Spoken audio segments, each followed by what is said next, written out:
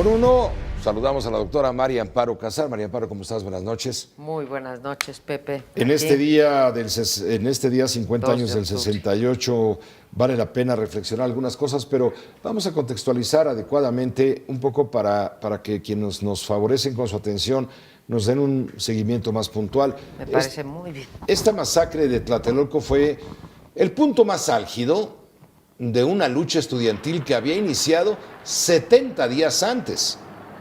Ni 3 meses, pues.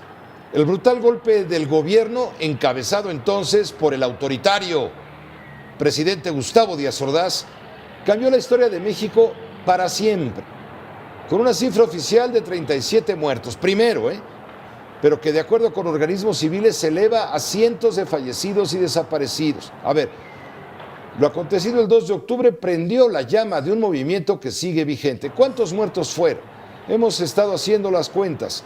Hay algunos cálculos, estimaciones de comunicólogos y de gente que ha investigado a fondo, por ejemplo, organizaciones civiles, en fin, en donde se habla, le digo, de esta cifra de 37 muertos. Sin embargo, según Susana Zavala, comunicóloga, investigadora, realmente ella se metió a fondo en los archivos disponibles y encontró que fueron acribillados 78 estudiantes en la plaza de Tlatelolco y hubo también 2 militares muertos y otros 1,368 también sufrieron consecuencias graves por lo que ocurrió aquella tarde, que no es la noche de Tlatelolco, sino la tarde trágica de Tlatelolco.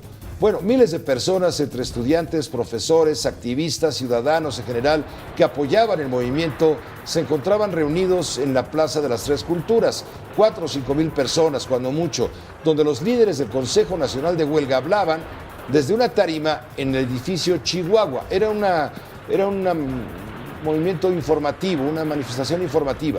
Fue entonces cuando la masacre ocurrió. Estaba hablando Eduardo El Búho Valle, desde el edificio Chihuahua, dando información de cómo habían estado las negociaciones de los representantes del comité de huelga con los negociadores del gobierno, entre otros Jorge de la Vega Domínguez, cuando sobrevino lo que hemos venido describiendo. Con uno, Juan Rivas lo recuerda. Los primeros manifestantes llegaron a Tlatelolco poco después de las 2 de la tarde. Alistaban su participación en el mitin convocado para las 4. Al mismo tiempo, los militares rodeaban el multifamiliar por la avenida Ricardo Flores Magón y Manuel González. Era parte del Plan Galeana. A las 5 de la tarde con 32 minutos, justo por aquí ingresó uno de los primeros pelotones de infantería del ejército mexicano. Avanzaron a un costado de esto que era la Secretaría de Relaciones Exteriores. Por estos escalones, a paso firme, se fueron hacia la Plaza de las Tres Culturas, ya solo en espera de la orden para abrir fuego en contra de los manifestantes.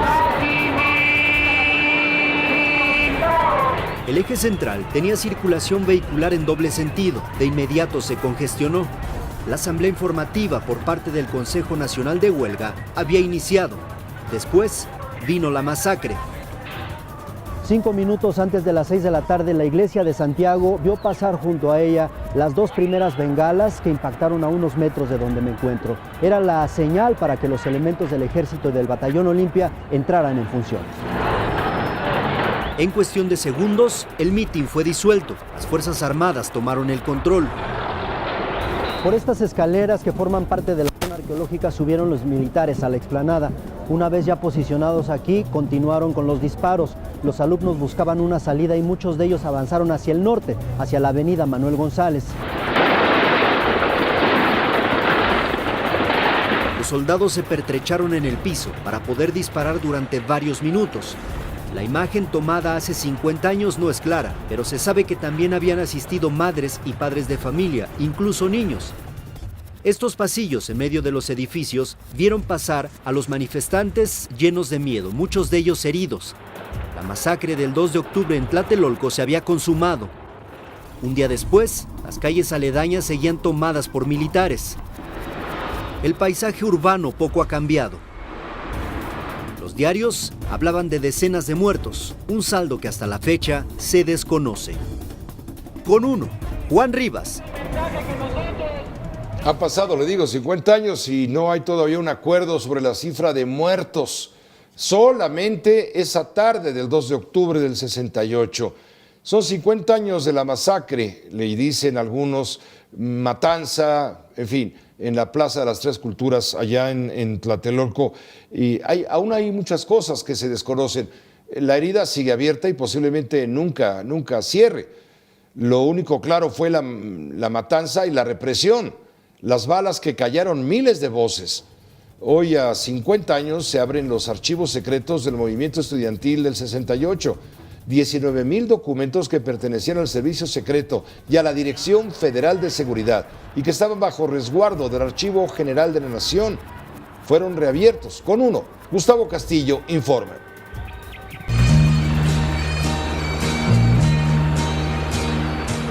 Ya están a disposición del público en general archivos secretos del movimiento estudiantil del 68 en el marco de su 50 aniversario. Siempre quisimos que se abrieran esos archivos, que los tuvieron como de información clasificada. Hemos insistido, quienes somos partícipes del 68, del Comité del 68, en que es muy importante que estuvieran ya disponibles, abiertos al público, para que contribuyan al esclarecimiento de lo que sucedió. 168 expedientes con 19,000 documentos que pertenecían al Servicio Secreto y a la Dirección Federal de Seguridad, ambos desaparecidos, y al Ejército Mexicano, entre otras corporaciones, estaban bajo resguardo del Archivo General de la Nación.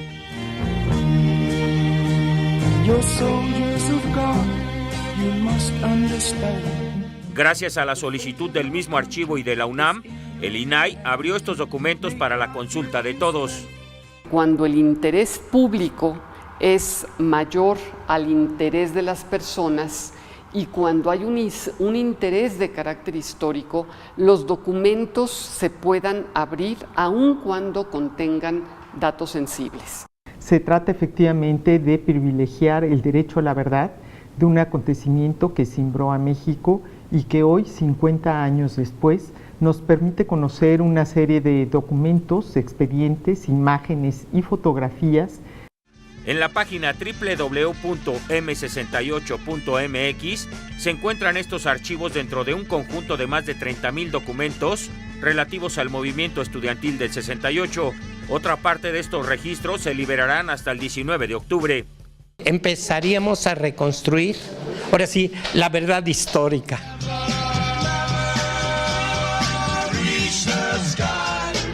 Con uno, Gustavo Castillo. A reconstruir la verdad histórica.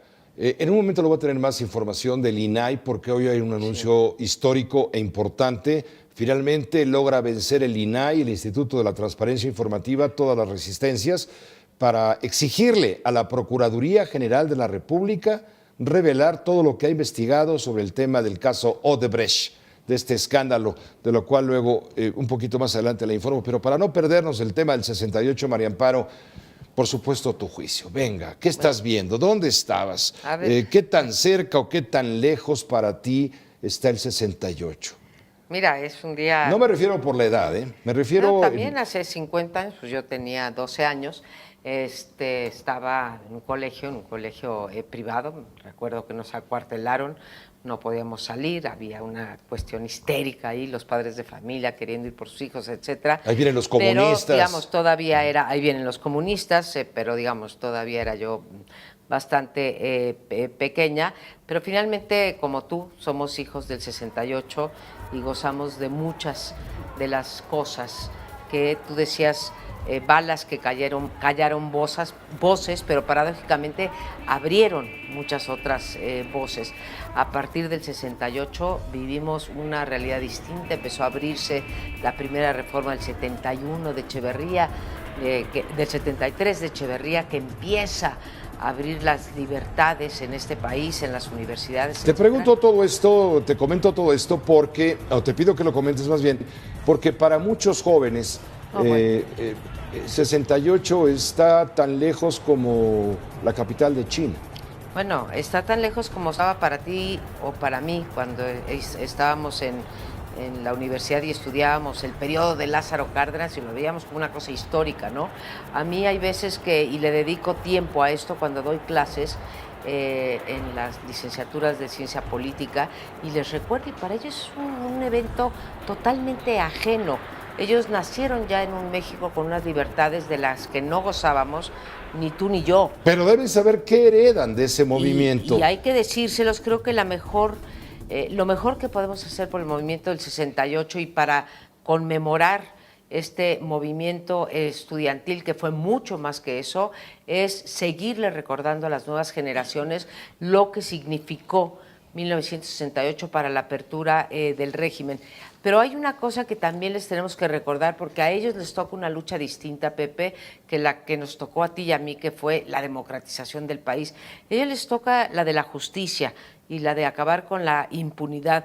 Hoy, a 50 años, tú y yo tenemos que reconocer que a pesar de que han abierto archivos, estas investigaciones que estás señalando a ti, ahora no hubo ni castigo, ni responsables, ni verdad, ni reparación del daño, ni sobre todo esta promesa o lo que llaman en derecho de garantía de no reposición. Eso es lo que tenemos que cuidar y esa lucha es la que le corresponde a esta nueva generación.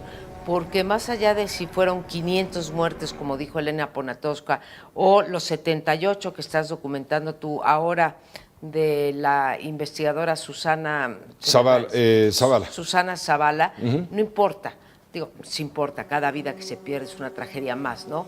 Pero realmente lo que importa es que seguimos viviendo en una impunidad, tan absoluta, Pepe, que hoy en día quien aplaudía y recibía el informe de gobierno, el 5º año de gobierno, era Porfirio Muñoz Ledo, y ahora le va a cruzar la banda a López Obrador.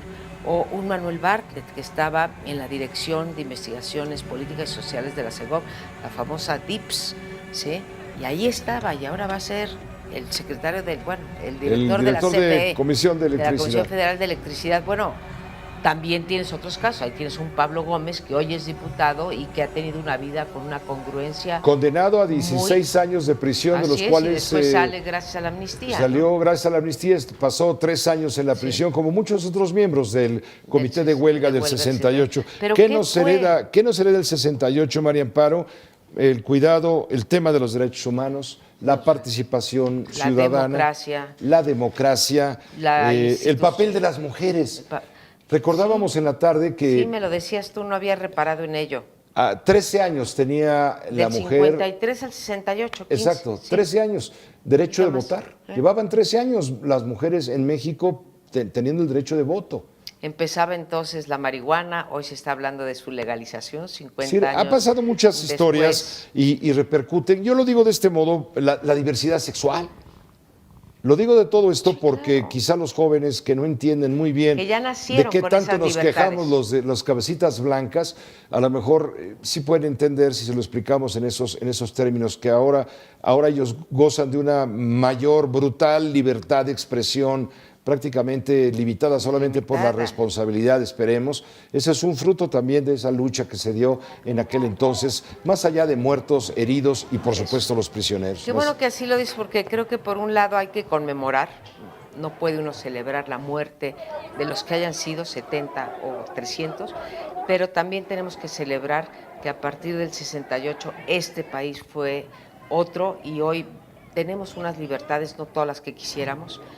No podemos ejercer todos nuestros derechos, pero sí cambió el país y cambió para mejor. Es una fecha ambivalente, por un lado es una fecha fúnebre, y por otro lado, funesta, y por otro lado es una fecha que marca... Celebratoria, porque marca un nuevo rumbo, una nueva distancia, que ahora los que lo están disfrutando quizá lo entiendan un poco mejor. Hay que leer del 68. Hay que leer, es el mejor homenaje. Es el mejor homenaje para poner en su lugar el lugar que corresponde a la historia y hay que pelear para que se abran esos archivos, los archivos del ejército mexicano, de las autoridades del Estado mexicano en general, en fin, de la Federal de Seguridad y de todo aquello, de estos mecanismos represores que existían en su momento, para que quede claro quién fue culpable y quién debe ser sometido a proceso, independientemente de que hayan caducado los...